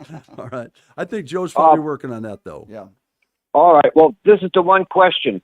Would you be tough enough to actually threaten or actually shut the government down if the Democrats refuse to spend money to build an actual wall? Yeah, I'd have to. That's all I need to know. Okay. Thank you so much, sir. Thank you for calling in, Gary. I appreciate you calling in. I have about 30 seconds for Julian, then I got to take a break because my next guest is waiting. Hi, Julian. Go right ahead. Hey, I just want to make a couple. I do have a question. I'll try to be fast. One, Colin Kaepernick originally sat, but then when Nate Boyer, an Army Green Beret, an NFL player, reached out to him, they flew Boyer out to talk to them and then changed the protest to be taking a knee to be respectful. This is after many other protests were called out as being inappropriate. Right, of course. Right. That's the point. And I'm sorry, Julian, I'm up against the clock here, my man. Call back tomorrow. I'll give you a little more time. My apologies. But yeah, the point he was trying to make was Kaepernick started to take a knee and he got advice from someone who actually served. Hey, how can I peacefully protest? And that's what happened. John, before, and by the way, I really do appreciate you being here. The hour goes by very fast. You answer all my questions honestly. I appreciate that as well. And if David Flippo, your opponent on the Republican side, would like to come in with you, I'm happy to do that. I'm done trying to figure him out. Here's a zero. I give everybody the opportunity. That's all I'm saying. And he has not taken the opportunity. Yeah, the invitation's still open. But I appreciate you being here, because that's more than I can say for a lot of people that might disagree with me on a number of issues that are not willing to sit across from me like you are and have these types of conversations. And I respect you a lot for doing that. Thank you. I'm not saying I'm going to be able to convince you not to vote for Donald Trump, but if you do, please let me know. And then I will support you over Stephen Horsford. Well, I'm trying to convince you to move into my district and you're moving away from it. So I don't know. So. I know I am moving to that. John, you're a good guy. You're a stand-up guy. And I will certainly. I'm going to actually give you a T-shirt for my campaign. Look at that. And then somewhere along the line, you will wear this proudly when when I win Washington, when I'm in Congress. Okay. I want you to come to Washington. I'm going to take you in the congressional dining room and we're going to have lunch. Well, geez, you're kind of coercing me into maybe supporting you now. I can tell you this: out of all the Republicans that are in office today, I would say you're one of the 5% of the people that I would support, because I know I know what you're about, and that's what's a good father. Good husband, good human being. That's number one for me. And then we can work on the other stuff. If you're not, the day you don't support Donald Trump, I'm all in. I'm just telling you that. But I will wear this shirt proudly. John, in all seriousness, though, I really do appreciate you being here. You're a stand-up guy, and you're welcome back anytime. Okay, thank you so much. I like people who fight for their causes too. Absolutely. Thank you, John. That means a lot. I appreciate that. All right, here's what we're going to do. We're going to take a quick 90-second break. When we come back, gun rights, or I should say, gun safety advocate. Love having him on. Fred Gutenberg is to join us, but we're not going to talk about gun control today. We are going to talk about Ilhan Omar and the extreme left and get his thoughts on that. Be back in 90 seconds with Fred Gutenberg. You're listening to Pushing the Limits right here on KSHP. Who would have thought there'd be so many kids playing ice hockey in the desert? Jake Helps Hockey Foundation and the Las Vegas Ice Warriors, founded by Gina Yusufzai 8 years ago, made it possible for families who can't afford the equipment and food. Donate today at www.hockeyforkids.org and help us continue making a difference. Join us in supporting Jake Helps Hockey Foundation and the Las Vegas Ice Warriors, where every kid gets a shot at the starting line. Just a reminder, our website is www.hockeyforkids.org. My name is Hunter Kane, and I'm talking with you for a call to action for our veterans in Clark County. Who is Hunter Kane? Well, I'm a decorated combat veteran community leader, and candidate for Clark County Commission. No veteran has served on the commission in nearly 30 years, which is why our veteran homelessness, unemployment, and suicide rates are out of control. So here's the call to action. June 11th, vote veteran, vote Kane for Clark County. Let's rally behind someone who's been in the trenches, who knows the sacrifices, and who's committed to making a real difference. Join the campaign by searching Elect Hunter Kane on social media, or go to www.electhunterkane.com. Did you know that 99% of air conditioning issues start with airflow issues? Well, guess what? Pioneer Air has your back. They've been operating for 20 years in the industry within the Las Vegas area, large enough to handle all your air conditioning and heating needs, but small enough to know your first name. Pioneer Air focuses on preventative care, much like wellness checks for humans. They believe in wellness checks for air conditioning and heating systems to extend the life of the system you own. So what are you waiting for? Schedule your wellness check with Pioneer Air today. The number to call is 702-831-4840. Here's the best news. Mention this ad and you'll receive 10% off. Call Pioneer Air today. 702-831-4840. That number again, 702-831-4840. Voters want safe gun reform, ban military assault weapons, including AR-15s, have universal background checks, and red flag laws. I am Eva Chase, a candidate for Nevada State Assembly District 16, U.S. Air Force veteran, college graduate, progressive independent candidate, fully transitioned transgender woman, former lieutenant governor candidate for Nevada in 2022, where I received 7,212 votes in the Democratic primary. Follow me on Facebook, X, Instagram, TikTok. Donate to my campaign bot fun account and stay progressive.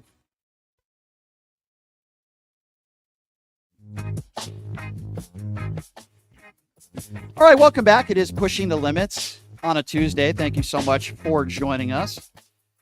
We just had John Lee in studio. He's running against Congressman Stephen Horsford. That was a good conversation. And the guy joining us on the show right now, I have so much respect for. I always appreciate it when he takes the time to join us.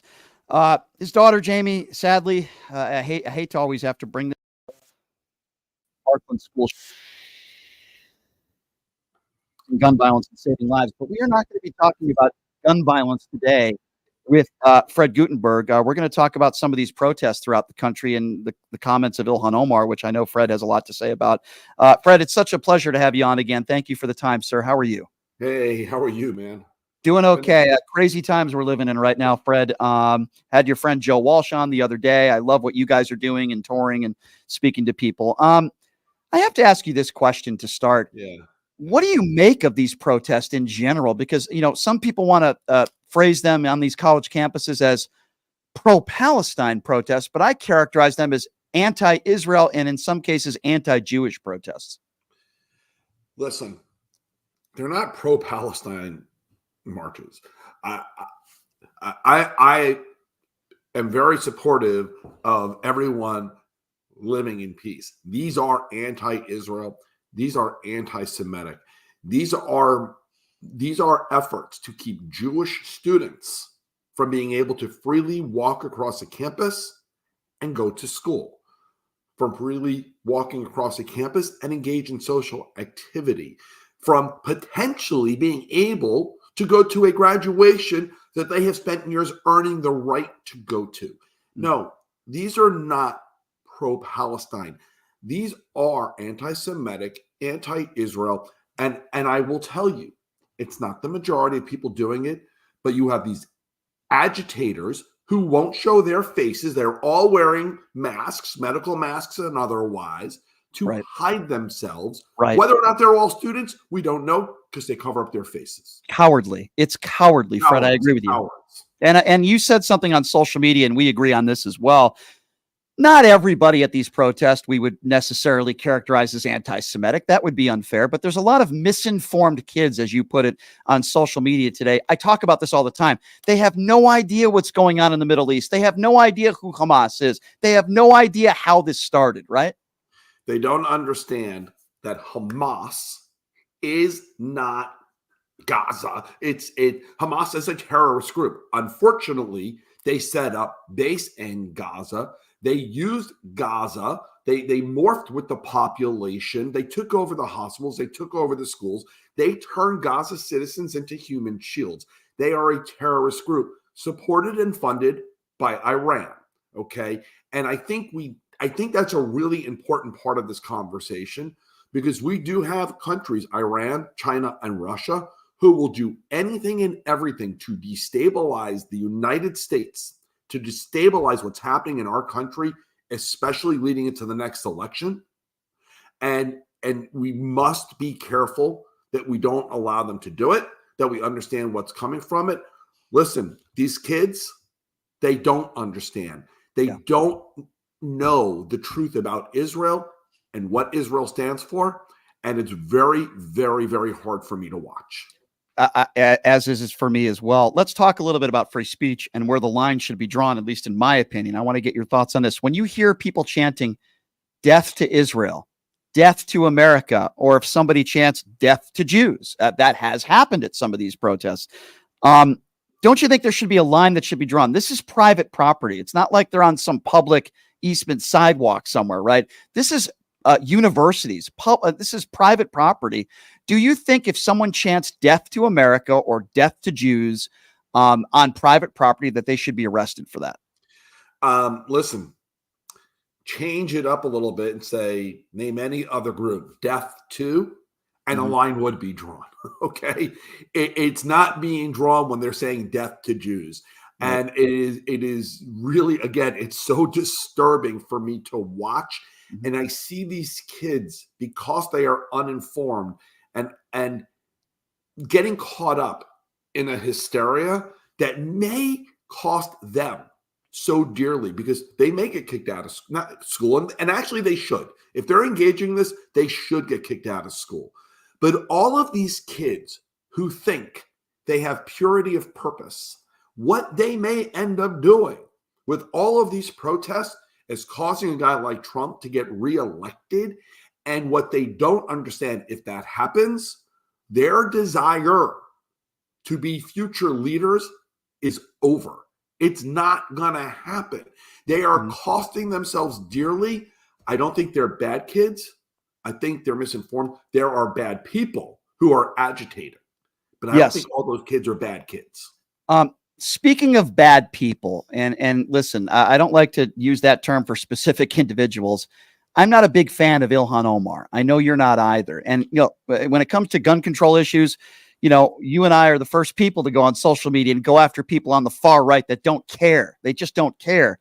But then I think of somebody like Ilhan Omar or a Rashida Tlaib, and Omar's comments the other day when asked anti-Semitism, she couldn't just denounce it, right? She had to do a cheap shot towards Jewish people. And she said, doesn't matter whether you're pro-genocide or not. Fred, I don't know one Jewish person in this country that is pro-genocide that has ever said anything even close to that. I'm sure you don't either. What did you make of those comments that Ilhan made the other day? She is despicable and reprehensible. She should not be serving in Congress. Listen, I call out right, I call out wrong. I call out far right or far left. Okay. I'm a crazy pragmatist. I am a guy who stands firmly in the middle of this country. And I think she is as bad and as wrong as all of the evil, despicable people who engage in January 6th. The thing is, what she is doing is when she says you're either a pro-genocide Jew or an anti-genocide Jew, she is going to cause violence to happen against Jewish people.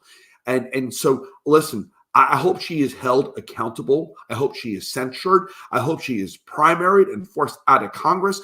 I think she is the worst example of what we are in America. And I hope that she is held accountable for her actions. You've met a lot of people on Capitol Hill because of what you do and your advocacy for gun control. Have you ever spoken to any members of the squad? I mean, I don't have a problem with Ocasio-Cortez, but a Bush, for example, or a Tlaib or Omar, have you ever spoken to them and had any private time with them? The answer is yes. When I was dealing, on this issue, and they were there on this issue. The problem is when they realized, when it became about needing to defend me for being Jewish, they weren't. They disappeared. And so I despise what they stand for. Just because they're Democrats doesn't mean I need to stand with them. I am a big believer in the Democratic Party. I believe the leadership of the Democratic Party is doing all that they can to help hold democracy up. And I know the leadership of the Democratic Party is not at all in favor of the behavior of the squad. Yeah. And so I'm proud to support the Democratic Party, but the squad needs to be gone. I completely agree with you 150%. If you're just joining us, Fred Gutenberg talking about Ilhan Omar's comments. Joe Biden, you know Joe Biden. You've spent time with Joe Biden. You're a supporter, as I am, of Joe Biden. Yes. How do you think he's handled this? I think he's in a very difficult situation. I think he's handled it probably best he can. How do you think Joe Biden's handled this whole situation? Listen, he's in a really difficult spot. The politics of this are incredibly difficult, but he's continues to be on the right side of this. He made a really important statement today about what's happening on campuses. He has defended Israel, not defended everything they've done, because everything they've done hasn't been appropriate. And I can say that. You know, I'm pro-Israel. I'm not pro-Netanyahu. Okay. So not everything they've done has been accurate and or appropriate. And so he's been on the right side of this. What I'll say about President Biden is this.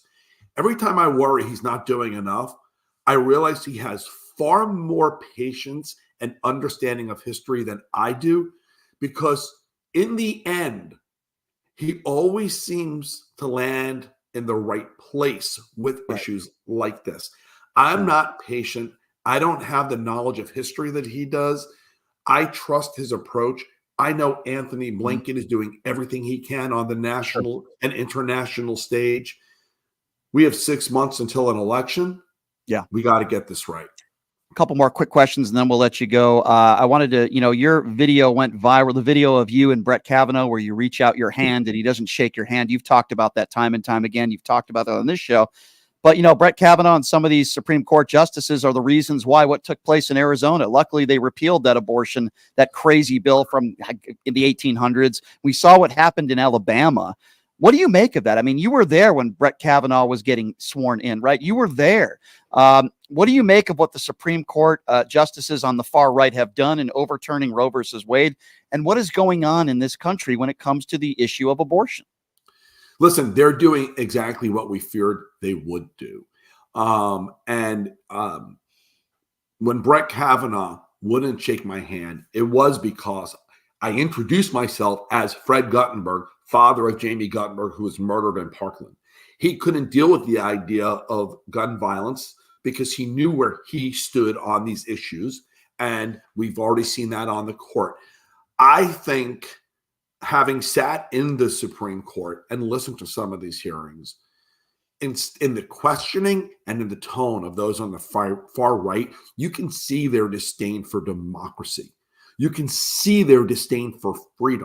And so we're seeing it now. What I'll say is, because of what happened in Arizona, any concern over Arizona maybe being on the fence politically, I think Joe Biden's going to be safe there. And I think we're going to have a Democratic senator in Arizona, because America, every chance they get to vote on this issue, they are repudiating the Supreme Court. They are saying, no, this is not what we want. And it will happen again. Yeah. If we vote, we better vote. On the issue of the Palestine-Israeli conflict and so many others, John Fetterman, I've become a big fan of his. He's terrific, isn't he? Yeah, isn't he great when it comes to his pro-Israel stance, when it comes to calling out and being honest when it comes to our border issues? And he just seems like he's on the right side of almost every issue. What do you make of this guy? And even some Republicans are finally starting to change their tune about him. Because he doesn't try to fit into a political box. Mm-hmm. He's John Fetterman. He says it the way he sees it. He says what he thinks. He's a proud Democrat. He certainly aligns in his political philosophy there, but that doesn't mean he just has to fall into line on every little thing and fit into a box. And he doesn't try to. And he's just so smart about it. But I respect people who speak freely about what they believe, and he does. Right. And not for ratings or to sell a book or to make money. Yeah, and I could not agree with you more. Fred, before I let you go, I want to give you the opportunity. You run so many different charitable organizations raising money and, for people that are suffering from loss. And sadly, you know that better than anybody, as do I, giving people the gift of an animal, of a dog, right? I don't even want to ask you about Noam and that whole situation. I'm sure you have an opinion there, but you could talk about that if you want to. What a ridiculous. Listen, Listen, I'll only say this: vote for people who love dogs. Okay, what she did, that's who she is, and the idea that she thought sharing it would go over well just shows how warped and demented they are. But yeah, through our foundation, listen, we've started an initiative, and our foundation is Orange Ribbons for Jamie. We've started an initiative called Paws of Love, where we are giving 8 to 10-week-old puppies to families affected by gun violence and the entire first year, all the medical, all the food, all the grooming, all the training, the toys, the crate, we give it all. We know what our dogs have meant to us. Yeah. And we want to be able to help others. Fred, have so much admiration for you and your family and what you continue to do in helping so many people. Fred, appreciate the time as always, my friend. And hopefully we'll catch up with you soon. Thank you so much. Good to see you. Got it. Take care. Take care. You too. Fred Guttenberg, so much respect for him. He's such a wonderful man. And the tragedy that he and his family had to endure, I won't wish that upon anybody. What he's turned such a horrible tragedy into in saving lives. What an incredible man. I wish he would run for office. I know he probably doesn't want to, and I don't blame him, but Fred is such a wonderful human being and such a great person. And please do what you can to help him and his causes really in saving lives. And we are not going to stop.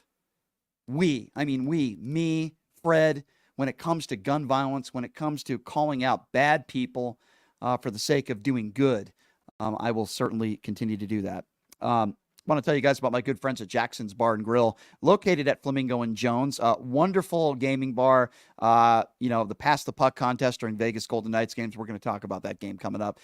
Great food, great atmosphere, great promotions. Check them out.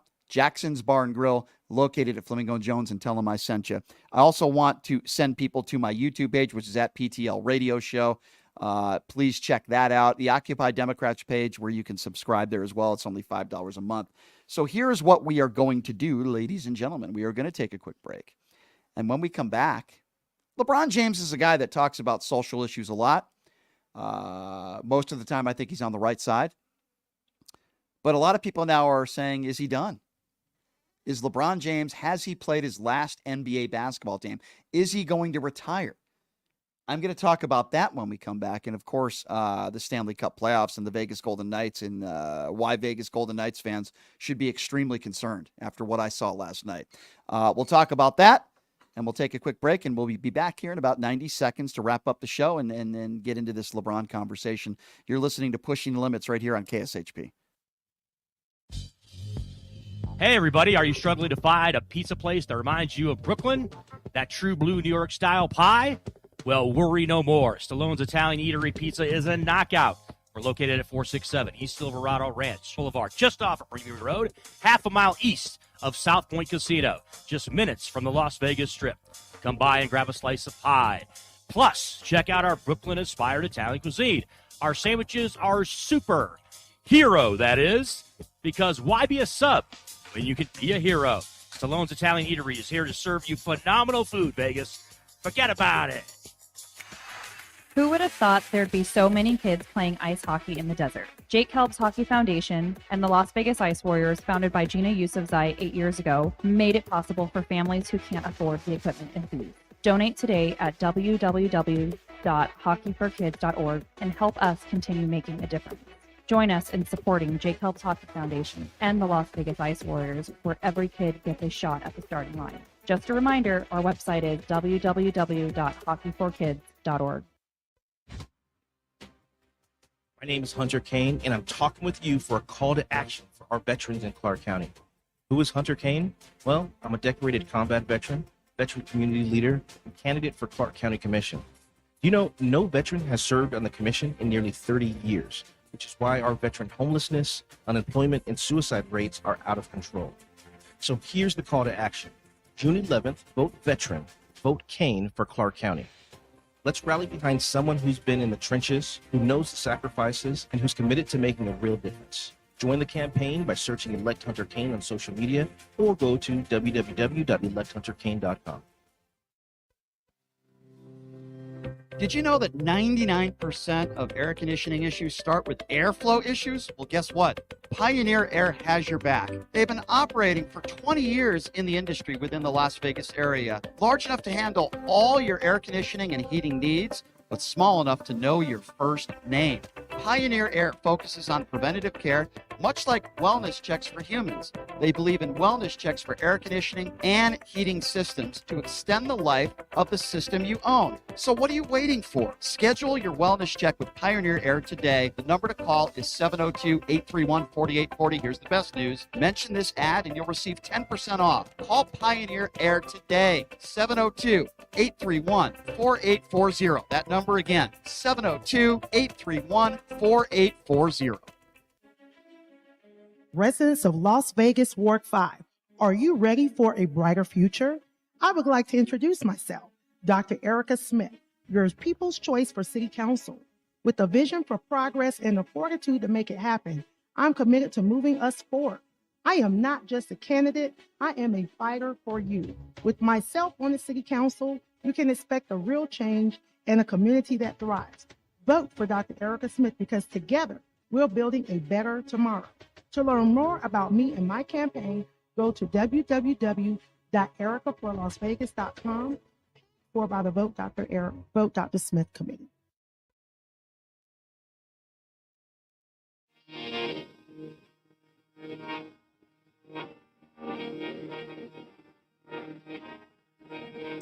All right, welcome back. Pushing the Limits. Thank you all for joining us on a lovely Tuesday afternoon. And I appreciate the guests for coming on. We had former mayor of North Las Vegas, John Lee, in studio. He gave me one of his campaign shirts and make a proposition with John. If he doesn't vote for Donald Trump, I'll wear that shirt once a week on this show. I don't know if he'll take me up on that. Why do you have to support Donald Trump? Just don't vote for him.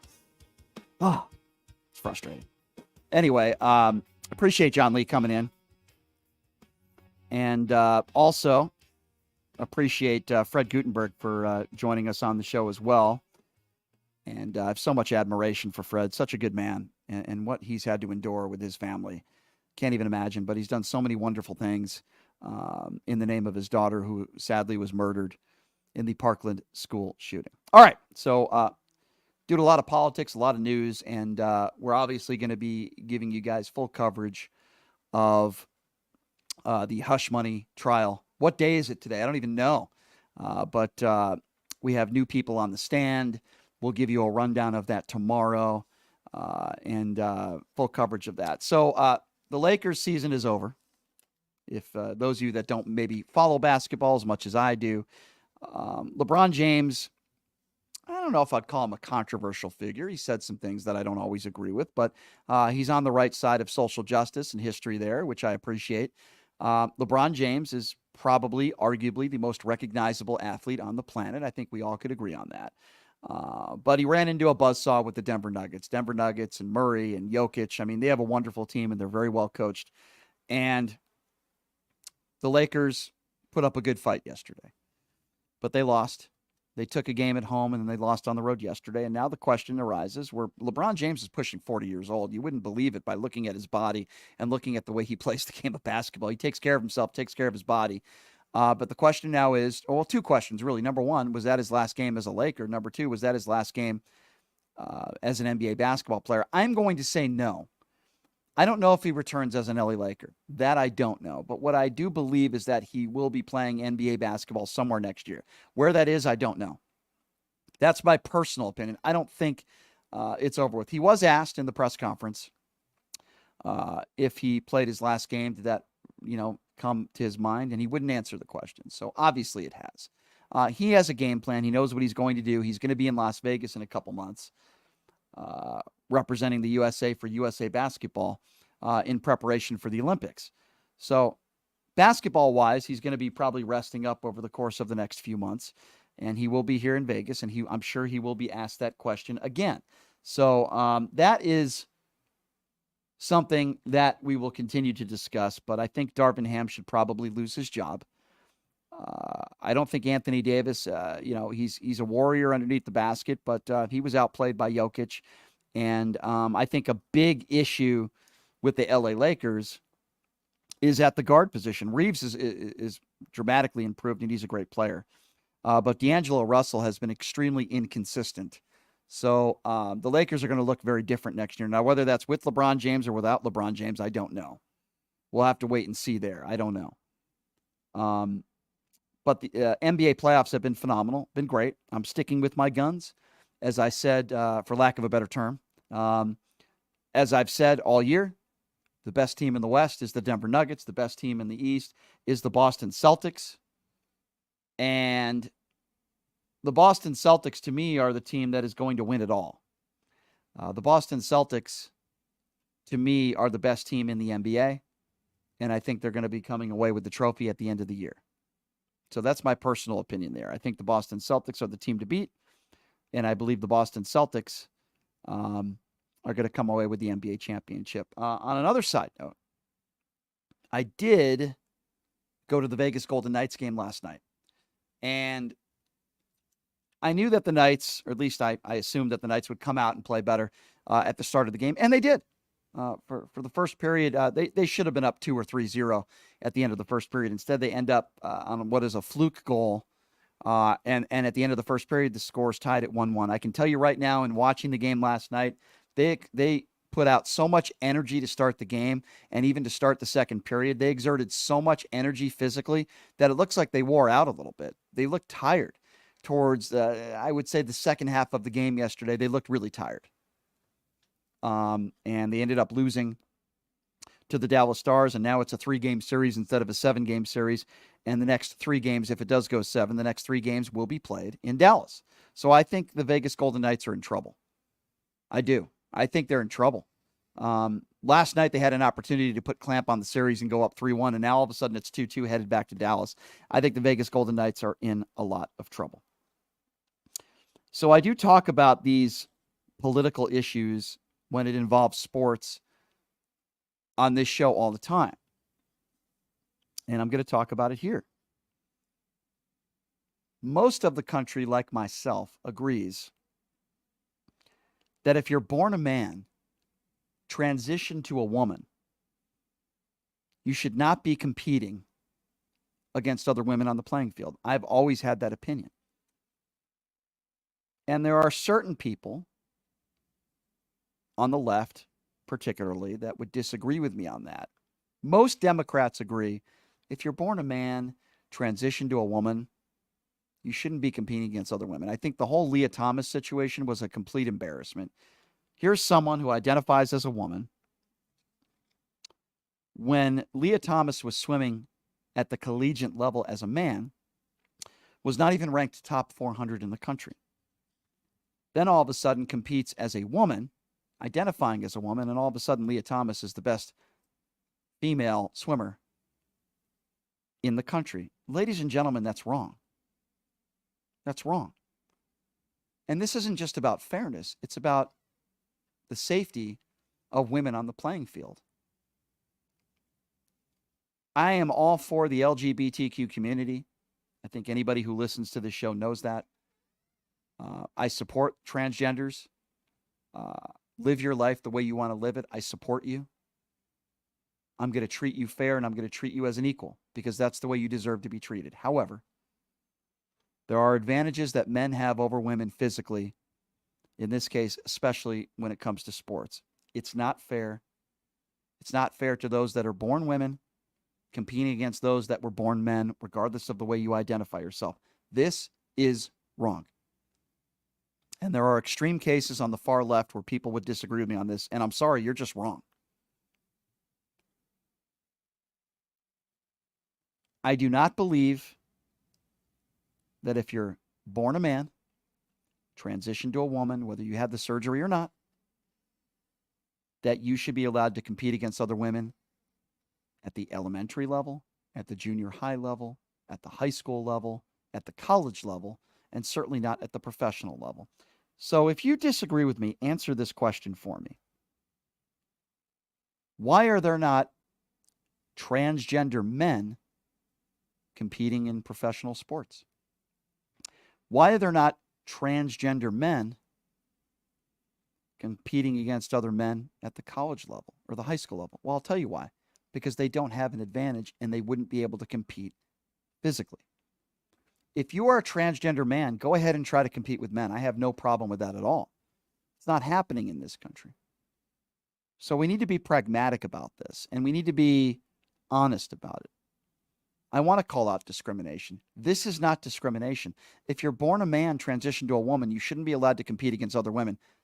That's not discrimination.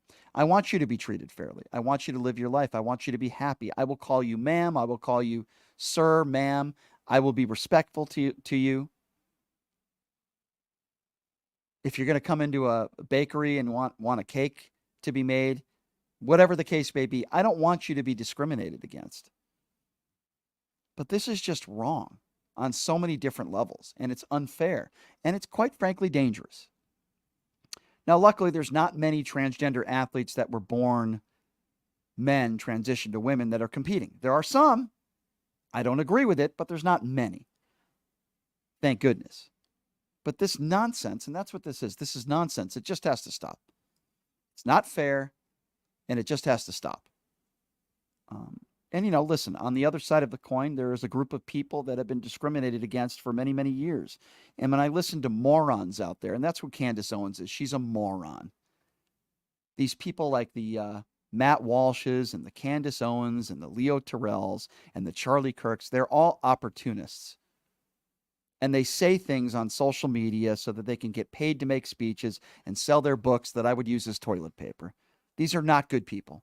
Candace Owens might be a moron, but she's not stupid. She has made a career for herself by saying anti-gay, anti-transgender things. But Candace Owens says something that's very, very dumb, which is she always asked people, why are there so many gay people now in society? Why are there so many transgenders now in society? Well, because there's less bigots like you. That's why.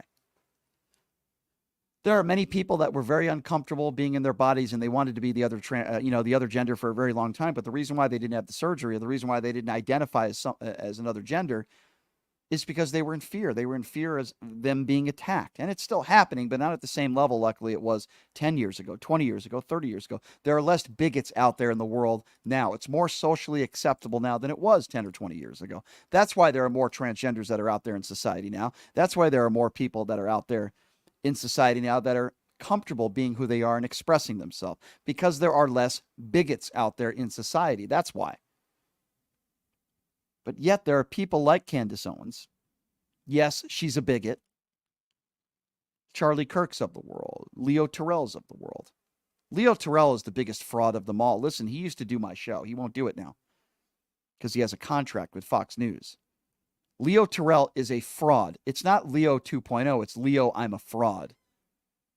What do I mean by that? So Leo Terrell, as a civil rights activist, at least he used to be, civil rights attorney, would make rare appearances on the Sean Hannity show. He'd make rare appearances on Fox News.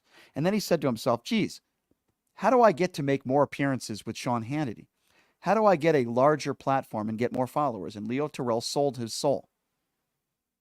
And he switched parties and he switched his opinions because he knows if you are a black man who happens to be a staunch Trump supporter and Republican, Fox News is going to salivate at that. And that's why Leo Terrell, and then the proof is in the pudding. He sold books. His social media platform is much larger. He makes more appearances on the Sean Hannity show. These people like Leo Terrell or Larry Elder or Candace Owens are opportunists. I'm not saying that there aren't plenty of black people in this country that have conservative beliefs. I'm sure they're very genuine in their beliefs, but I'm not talking about them. I'm specifically talking about those in the media that are frauds. Leo Terrell is a fraud. Candace Owens is a fraud. Larry Elder is a fraud. These people are frauds. And these people are not the kinds of people that I would ever support with anything. It could be a book tour or whatever the case may be. They're fraudulent. But let's be honest with ourselves. You can be pro-police and call out bad policing. You can be pro-LGBT community. You can be pro-transgender, but call out what is unfair. Why can't we do both? I get chastised for that at times. I am pro-police. I'd like to think that the overwhelming majority of police officers are heroes and really good people. There are some bad apples out there, and I try to call that out, as I like to call out good policing as well and bad policing. But I am pro-police as a whole. But I'm also pro-Black Lives Matter movement. It doesn't mean that I'm pro-organization, but I am pro-Black Lives Matter movement. There is a difference. Why can't we be both? Why can't we be pro-Israel, but call out the Israeli government if we think they're making some mistakes? I think there's a way in this country that you can be both. I call out the far right on this show every single day. Doesn't mean I shouldn't be allowed to call out Ilhan Omar and her despicable comments, or Rashida Tlaib, who are Hamas sympathizers. Let's call Tlaib what she is. She is a Hamas sympathizer. How many shows call out both sides of the aisle? How many shows are willing to listen to people that disagree with them and have them as guests on this show? I don't agree with John Lee on a number of different issues, but I think he's a good man. We did an hour and 15 minutes today. There's no show in Las Vegas that's doing that. I'll tell you that. There's not many shows in the country that are doing that, being able to call out both sides. Being able to interview people and having productive conversations with people that you might disagree with. I don't do a right-wing echo chamber radio show here. And no, I don't think it's right for transgenders, particularly those that are born man, transition into woman, or identifying as a woman, competing against other women on the field. No, I think that's wrong. Doesn't mean I'm anti-transgender. It means I'm anti-transgenders competing with women that are born women. So there's the difference there. I'd like to ask all of you to subscribe to my YouTube page, which is at PTL Radio Show. It's free. You could also subscribe to the Occupy Democrats Facebook page. That's $5 a month to support what I do. And, of course, support our sponsors. And I love my sponsors out there. And I love those that are supporting what I do. Jackson's Bar and Grill, of course.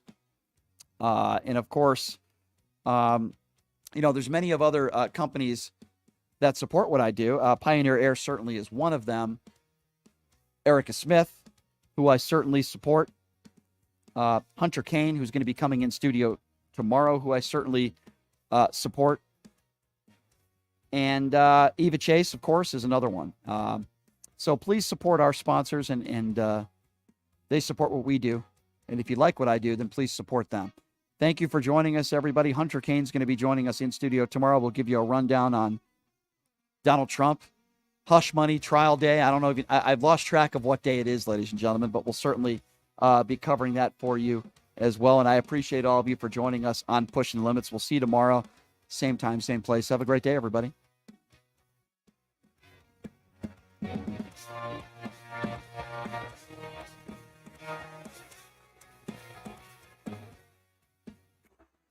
Who would have thought there'd be so many kids playing ice hockey in the desert?